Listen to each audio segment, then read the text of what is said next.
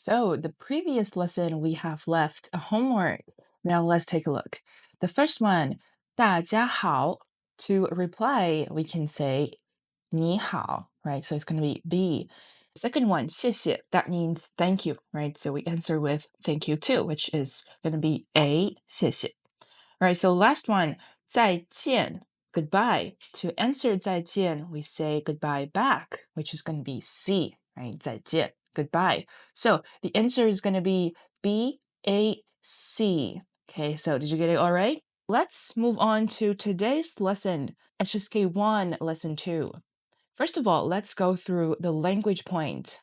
语言点 language point of this lesson. We're going to see the basic sentence structure in Chinese, right? 汉语的基本语序 basic sentence structure. Subject plus predicate plus object. So how do we understand predicate? In Chinese, actually there are multiple types of predicate. For now, because we are just learning the most basic sentence structure, we can understand it as verbs, right? So this basic sentence structure is subject plus verb plus object. We can understand it like this for now. For example, in an English sentence, I am a student, right? As the example here, I am a student. I, subject, right? And then am is the verb, the to be verb, right? And then a student, object. So in Chinese, the sentence structure is actually exactly the same in these kind of statement sentences. For example, 我是学生. So first, 我, we have gone through this in the lesson 1, right? So 我 in personal pronouns, it means I or me, right? So I and me in Chinese, it's the same. So 我, right? 我是 here, 是 is the to be verb. So a good news in Chinese is that, well, I mean, there are a lot of Hanzi that we have to tackle in Chinese, but the good news is the grammar system in Chinese is pretty much very flexible and very easy. So for the to be verb, 是 doesn't change the form at all. So whether it's 我们 or 他们 or 我们 in the past or 你们 in the future, it's always just 是, right? We don't need to change this one. So 我是 I am. Then 学生 is student, right? 我是学生 I am a student. Subject plus verb plus object. All right, so let's see one more sentence, one more example. My name is Fifi Lee. Right, so here, my name is the subject. Is to be verb, Fifi Li, the object. Right, so in Chinese, 我叫. So 叫 here. This is the verb. The literal meaning of 叫 is to be called, right? To be called. So 我叫 I am called Li Feifei. Li Feifei is the name. So here, even if the literal meaning is I am called, but in Chinese, the meaning is just my name is, right? So, of course, you can also say 我的名字叫李菲菲. This is literally my name is called Li Feifei. But here, for simplicity, we can also just say 我叫李菲菲. I am called Li Feifei. Right. Okay. So same structure, subject, verb, object. All right. So now let's move on to the new words of this lesson. Let's go through them one by one. First one, 请问,请问. It means excuse me. So if we break it down and then see every word translated literally, 请 means please. Please, 请, please sit down, right? Sit down, 坐下,请坐下. Please sit down, right? So whenever you want to say please, you want to ask somebody to do something, you can use 请, please. Okay, and then 问 here is ask. 问, ask. So please ask or may I ask can be understood as excuse me, right? Excuse me. You want to ask something to somebody, you can say 请问, excuse me. Second one, 你, the singular you, right? We mentioned this in lesson 1 in personal pronouns. Next one, 叫, to be called, right? Be called as, 叫, as in 你叫什么名字? What is your name? Next one, 什么, 什么, what, right? 你叫什么名字? What is your name? 什么? It can also used in a very casual way. For example, if somebody says something and then you didn't hear it clearly, you say 什么?什么? Right? What did you say? What? 什么? Okay. So next one, 名字, 名字, name, 名字. And then 我, again mentioned in personal pronouns, right? 我, I, or me. It's the same in Chinese. I and me are all 我. Next one, 不, 不. 不 here is a general word that indicates negativity. So it can be translated into no or not. For example, if you say 我不是, right? 不是, 是 the to be verb. I am not. I am not. Or it can also be translated into no. For example, if you ask 你是李菲菲吗? So asking a question. Ma is the word that is used at the end of a sentence to indicate a question. 你是李菲菲吗? You can answer with 不,我不是. So no, I am not. Right? So here 不 is used twice, but these two times the meanings are different. Right? So 不,我不是. No, I am not. Next one, 是 the be verb. Right? 是. So following every personal pronoun, it's going to be the same. 我是,我不是. 他们是,他们不是. Moving on, next one. 对不起,对不起. Sorry, 对不起. Right? So this is the most common way of saying sorry in Chinese, 对不起. Also, another phrase that is often used here is 不好意思,不好意思. It's going to be this one. 不好意思, right? 不好意思. So it expresses a lighter tone of apology. For example, in scenarios where you want to say, excuse me, for example, excuse me, can you make the way? You can say 不好意思, right? 不好意思.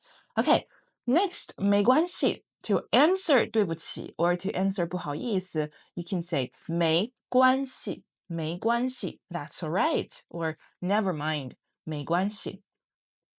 Okay, next. Same logic with 不好意思 and 对不起,没事,没事. Also, another version or a slightly lighter tone to say it doesn't matter, it's okay, right? 没事,没事. 很,很, very, very. 高兴,高兴. It means glad and happy, right? 高兴. Next one, 认识,认识.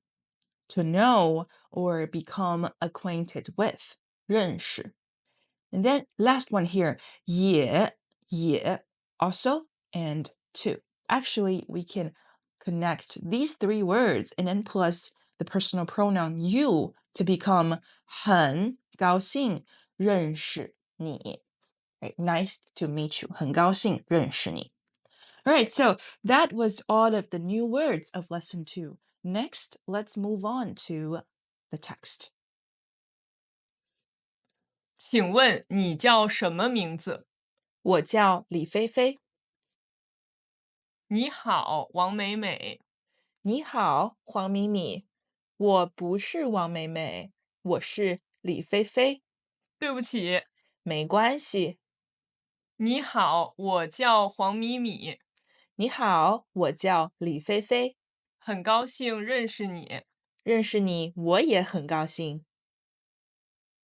Okay, so for this lesson, we have prepared a cultural corner for you. After each lesson, we will include some cultural backgrounds so that instead of just learning the language, you will know more about Chinese and China. Today, let's look at how are the names of different countries around the world called in Chinese. a rule of thumb is that normally, probably 90% of all names of the countries are translated based on pronunciations. For example, first one here, 美国,美国. I'm sure you already know what country it stands for, right? It stands for the United States of America. So here, it chose the pronunciation of America, this me sound, and then they will find a Chinese character that has the similar pronunciation as me. So they chose mei, mei. So normally they will choose a character that has positive, beautiful meanings. For example, mei, the literal meaning of mei is beautiful, right? So mei, 国, 国 means country. Next one, 英国, 英国. So 国, the same country, right? And then for 英, they picked the England, the ing sound. And then they chose 英 here, could mean hero. So 英国 becomes the Chinese name of UK. Okay, next one, 泰国, 泰国. So they picked the Thai sound of Thailand, and then they chose this character, which means peace or prosperity, to become the name of Thailand. 泰国, 泰国. Let's move on to the next group. For the first group, something in common is they all have the word 国, but in group 2, there is no 国at the back. The reason is that the translation of these countries are already long enough. It has either 2 or 3 characters. So there is no 国 at the end to make the name too long. For example, 墨西哥, Mexico. 墨西哥. Right? So they also picked some words that has a similar pronunciation as Mexico. Right? So 墨西哥, Mexico. Here, 墨 means ink, 西 means west, and 哥 means brother. Okay, next one, let's see. 印度, 印度. Can you guess which country it is? Right, it's India, right? India. Also, Indu sounds a bit similar to India. India. Okay, next one. 越南, 越南, Vietnam, Vietnam, right? Vietnam, 越南. Okay, next one also. 意大利, 意大利, right? Italy, 意大利. And then next one. 卡塔尔, 卡塔尔. So Qatar, right? Qatar, Qatar.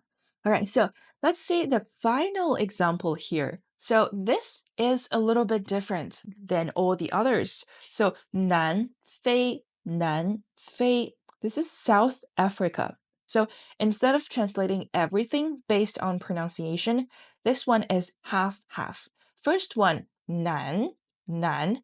It has nothing to do with the pronunciation south, right? That's because 南 means south in Chinese. And then fei is again a translation based on a pronunciation, which is Africa, Frit. So they picked fei. So 南非, South Africa. The first half translated based on meaning, second half on pronunciation. Right. Okay, so that is some examples of how the names of countries are translated in Chinese. Have you found your country in this list? If not, let me know in the comments what is the Chinese name of your country. Okay, so before we finish today's lesson, again, we have some homeworks. So I would like you to translate the below sentences using new words and sentence structures that we learned today. Right. First one, what is your name? Second, my name is. Here you can put your own name. Third one, nice to meet you. Fourth one, sorry, never mind. Last but not the least, let's look at the Hanzi chart of lesson 2. Once again, for all these characters here, if you're interested, of course, you're more than welcome to learn to write them. But it is not mandatory and not required at this stage. But we would definitely highly recommend you to try to recognize them. Right? Okay, so that is all about lesson 2. See you in lesson 3. 再见.